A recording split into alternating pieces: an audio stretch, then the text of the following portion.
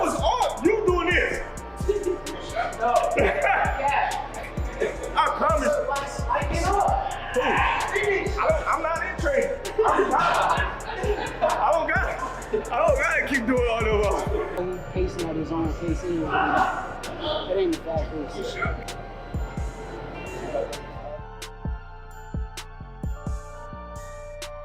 Boxing, he's definitely talented. You know what I mean? And he's definitely got that it. And yeah, he's definitely respected in boxing. But Shakur is a different fighter.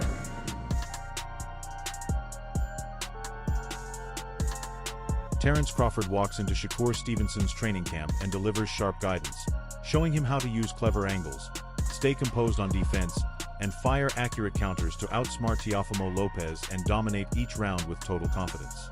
Hands up. Yeah.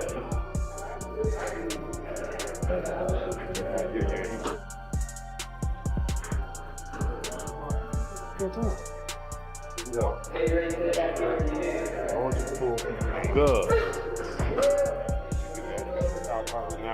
Good. Stay in your rhythm, champ. Stay in your rhythm. Your rhythm, your time, your fight. Let's go. You trying hard? Good drive. It's effort.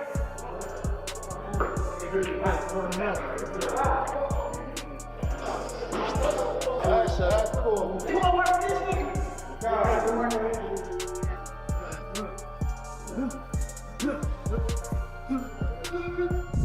Shakur Stevenson grinds through demanding drills, refining his speed, timing, and defense for the Teofimo Lopez showdown, while Terence Crawford observes closely, analyzing every movement and mapping out sharper strategies inside the camp.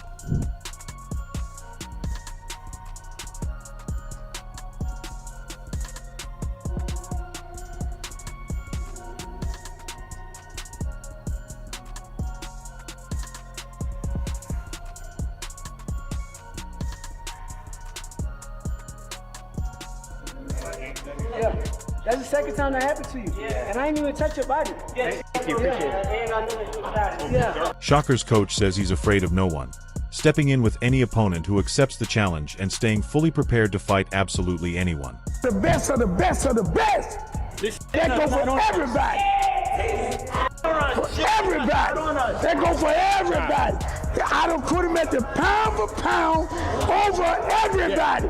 Now you figure out whoever you think the best, he the best. So Terence stands inside Shakur's camp, giving brotherly guidance, sharing hard-earned experience, shaping strategy, and inspiring him with calm, confident leadership. The people that know it all are the people that don't go very far. You gotta always be a student. You gotta always be able to learn and pick up things from this person, that person. It's a work of art. The sky is the limit with Shakur. He got the boxing skills and the ability to, do whatever he wants in the ring. And it's going to be very hard to beat Shakur, with the skills that he possesses and the smarts that he has. Terence Crawford praises Shakur Stevenson, highlighting his exceptional skill set and sharp ring IQ. He acknowledges that some critics call Shakur boring, but says very few truly understand the talent, strategy, and control he displays in every fight. Who you got winning that? I got Shakur. Are you saying that because that's your man and you don't like taking? Inside Shakur Stevenson's camp, Terence Crawford shows him multiple techniques, stressing the importance of picking up different skills and small tricks from every fighter you study. It's like a black kind of thing, like, like it's like, like when you go to cookouts and all your family be sitting there playing spades and like our type culture, I guess. We whooping their ass in spades, but they up right now. Sean Porter believes the upcoming showdown between Shakur Stevenson and Teofimo Lopez is a fight Stevenson can control, calling it Shakur's fight to lose. He explains that if Stevenson performs at his best, he can set the tempo and determine the outcome. While recognizing boxing's unpredictability, Porter says Shakur's skill set and preparation give him a clear edge. He adds that the matchup could be exciting and meaningful for the sport, potentially opening the year with a major statement. Porter also reflects on last year, feeling boxing had unfinished business and lacked closure on big moments, and hopes this fight changes that. Overall, he shows respect for both fighters but stresses that it's on Stevenson to execute and seize this major opportunity. I think it's some other ways it could go, but a lot of people think it's gonna be. It could possibly be boring. I don't think it's gonna be a boring fight. I think Teo knows he has to step up. I think this is his fight. I think it's Shakur's fight to lose, and what I mean by that is if Shakur doesn't operate, if Shakur is caught sleeping, something bad could happen. It's his fight to lose, but I think it's also Teo's fight to win. And what I mean by that is if Teo performs the way that he can perform, and I know that's like an empty message, but we never know. All that said, like it could actually be a really great fight. I expect a great fight. And I hope this fight, I'm gonna let you go last because I respect you. Every time I'm in an argument, we talked about what we talked about for the show. We always disagreement. I said, boy, I call Sean Zartel right now and eat y'all ass up. But I ain't one. But I hope Teo and Shakur starts the year off big and actually builds the sport of boxing for have a great year. I felt like I was let down last year in sport of boxing. I don't know how y'all felt. I just felt like we had a lot of open stuff that didn't get closed. Tim Bradley explains that in boxing, the most direct path isn't always the fastest or most effective. He says when facing an opponent who stays on the center line and controls distance well, a straight punch may look quick, but it's not always the smartest option. Bradley notes that many fighters believe the shortest route to the target is automatically the most efficient, but that's a common mistake. He highlights the hook as a more strategic weapon, describing how it flashes into an opponent's vision, disappears, then reappears, sometimes landing quicker than a straight shot in certain moments. Bradley specifically points to the left hook as a dangerous punch Shakur Stevenson must be aware of, stressing that timing and angles can be just as important as pure speed. Again, sometimes the closest route isn't always the fastest route. You got a guy that likes to stay on the center line, a guy that's a master at controlling range. Okay? So many people fall into the understanding that because the straighter punch can get there, they believe faster, it's the shorter route to the target, that's the best and most effective weapon. No, it's not. It's not. So the one thing about hooks are in frame and then out of frame. In frame, check this out. Check this out. Back in frame. So that moment, that small little moment where it's in frame, out of frame, back in frame, it gets to the straight line a lot quicker than straight punches. The punch that I'm worried about for Shakur getting hit with the most from Teo, and he's devastating with this punch, is the left hook. Regis Pragra highlights Shakur Stevenson's advantage in both mental approach and technical skills over Teofimo Lopez. He notes that while Lopez has impressive athleticism and raw talent, he often struggles with focus, consistency, and maintaining the right mindset under pressure. Pragra explains that Stevenson's calm composure, strategic thinking, and precision in the ring give him a clear edge, especially in anticipating opponents' moves and adjusting tactics mid-fight. According to Pragra, Lopez's natural ability alone is unlikely to match Stevenson's disciplined approach, which seamlessly blends tactical intelligence with physical skill. He emphasizes that mental toughness often outweighs physical advantages, making Stevenson a more prepared and reliable fighter. Ultimately, Pragra positions Stevenson as the fighter with a clearer plan, sharper awareness, and stronger consistency, showing why the mental and technical balance favors him. After that, I feel like, Shakur is probably going to start stepping up, and Teo's going to try to hit him, and it's not going to work. And then Shakur might start. The thing about Shakur is a very good, a real good counterpuncher, really sharp, real sharp with the counterpunch. He sneaks those punches in, and that's the ones that hurt the most when he just sneaking them in when you're not supposed to hit them. So I definitely feel like, I feel like Shakur is going to beat him. comfortably. Now, not knockout, but comfortable 12 rounds for sure. Have you sparred Lopez before? I never sparred Teo, no, never sparred Teo. Teofimo Lopez and Shakur Stevenson, that definitely makes sense. Who do you think is going to win that fight? I got Shakur for sure. Shakur.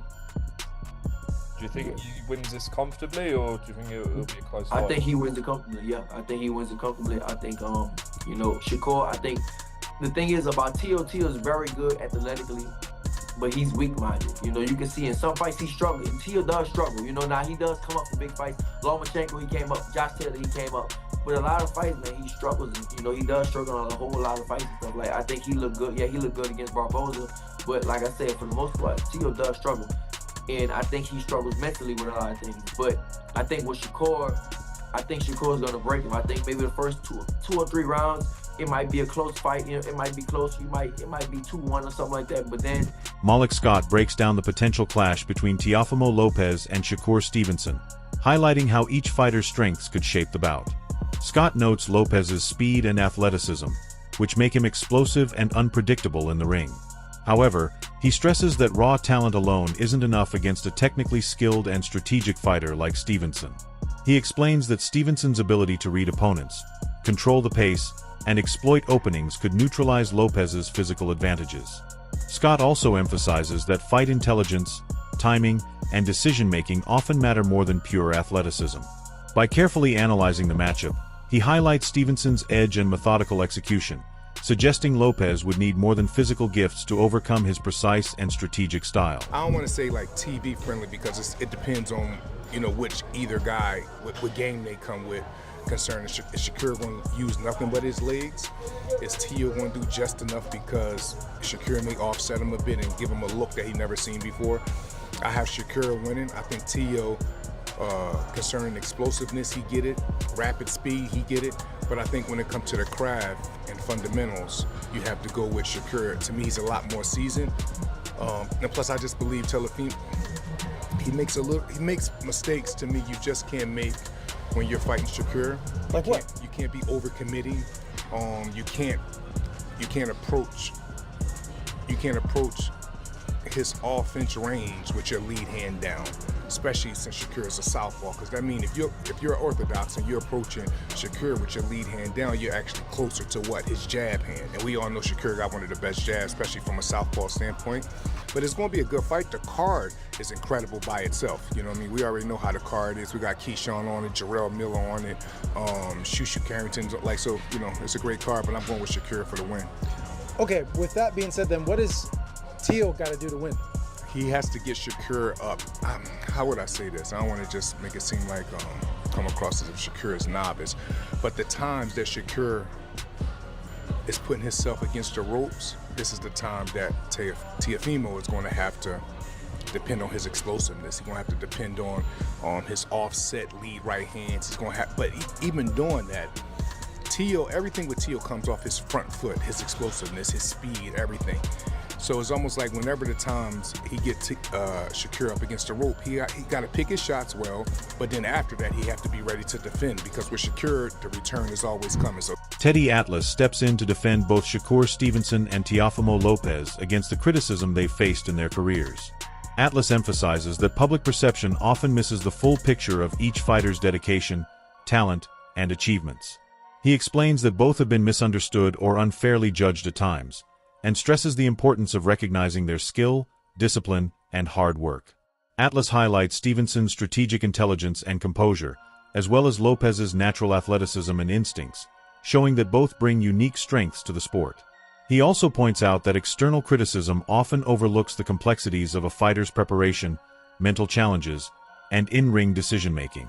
Atlas encourages fans and critics to appreciate the nuances of each athlete's journey rather than focusing only on isolated performances or reputations. And Teofimo at certain spots, he's avoiding this guy, he's avoiding that guy. You can't take those shots at these two guys. Definitely can't now. They are stepping up and they are taking fights that a lot of people are probably surprised they took. Now, a lot of people will say style-wise, Teddy, style-wise, is this going to be a great fight? I don't know if it will. I mean, style-wise, I could see you having a little reservations, you know, whether or not these guys will make for dynamite, they will make, you know, for electricity. I don't know if they will, but I tell you what they will make for. Two skillful fighters, two talented fighters, you know, two fighters that are at a high skill level that will compete. I mean, Shakur showed aggression in his last fight against Cepeda, you know, being elusive while being aggressive, you know, walking them down, fighting on the inside, you know, boxing well, still being able to counter, still being able to control space, but also be able to go into tight quarters and not be afraid to show that he's good on the inside too, that he can make you miss and make you pay outside and inside. Shakur showed that. That was great. That was great, and people applaud him. I applaud him. We were sitting there, ringside. I was sitting there actually with your sister, ringside, watching that fight. And it was a terrific performance. Shakur showing that dimension, showing that attitude, showing that competitiveness, showing that dog like people like to show or like to talk about, and they wanted to see in Shakur. Jermaine Ortiz shares his insights on the upcoming Shakur Stevenson versus Teofimo Lopez fight, highlighting Stevenson's development as a fighter. Ortiz notes that Shakur has learned from past experiences and won't repeat previous mistakes. In earlier bouts, Stevenson sometimes fought aggressively without fully controlling distance, leaving openings for opponents. Ortiz explains that in this fight, Stevenson will take a more disciplined approach, carefully managing range, timing, and positioning to maximize effectiveness while reducing risk. Moving around, making sure that in and out, doing things that Teo don't like. He got longer arms. You know, I think he'll just keep him. He'll keep him at bay. You know, Teo's a tricky fighter too, so not saying that he can't, you know, slip in and catch him with a couple shots, but Shakur, I think he's gonna be defensively sound. He doesn't like getting hit, and I think he's gonna stick to that. You know, as far as Shakur is concerned, and Teo, when you look at the speed, when you look at the timing, who do you feel like has that edge when it comes down to that? It could be separate. It could be somebody got the speed and somebody else got the timing. But when you look at those styles... That's it for today's video. Stay tuned until next.